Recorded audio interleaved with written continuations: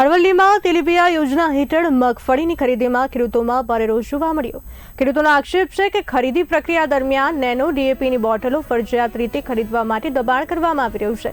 મળતી માહિતી મુજબ 4 બેગ મગફળીની ખરીદી સાથે 4 નેનો ડીએપીની બોટલો લેવી ફરજિયાત બનાવવામાં આવી રહી છે, જેના બદલામાં ખેડૂતો પાસેથી અંદાજે રૂપિયા 1200 વસૂલવામાં આવી રહ્યા છે।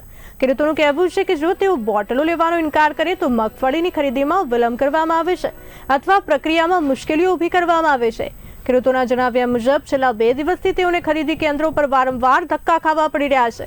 કેટલાક ખેડૂતોનો આક્ષેપ છે કે આ પ્રથા કોઈ ટાર્ગેટ પૂર્ણ કરવા માટે ફરજિયાત બનાવવામાં આવી રહી છે। આ ઉપરાંત ખેડૂતોનો એવો પણ દાવો છે કે નેનો ડીએપીની બોટલો આપતી વખતે કોઈ સત્તાવાર પરિપત્ર કે બિલ આપવામાં આવતું નથી, જેને કારણે સમગ્ર પ્રક્રિયા પર સવાલો ઊભા થયા છે। ખેડૂતો દ્વારા આ મામલે તંત્ર સમક્ષ રજૂઆત કરવામાં આવી છે અને ફરજિયાત ખરીદીની પ્રથા તાત્કાલિક બંધ કરવાની માંગ ઉઠી રહી છે। સિસોદિયા દધાલિયા આ સરકારશ્રી તરફથી મળતા તેલી બિયારણનું બિયારણ લેવા હું ગઈકાલે આવેલો હતો। ગઈકાલે મને બિયારણ તો આપવામાં આવ્યું, પણ મારી જોડે નેનો યુરિયાના પૈસા એડવાન્સ લેવામાં આવ્યા। ગઈકાલે મને એવું કહેવામાં આવ્યું કે તમે આવતીકાલે 11 વાગે આવજો એટલે તમને અમે માલ આપી દઈશું। આજે હું મારા ખેતરનું કામ પડતું મૂકી અને અહીંયા પાછું એ યુરિયા લેવા માટે આવ્યો, તો આજે એવું કહે છે કે હજી મારી જોડે સ્ટોક નથી। દધાલિયા તાલુકો મોડાસા જિલ્લો અરવલ્લી।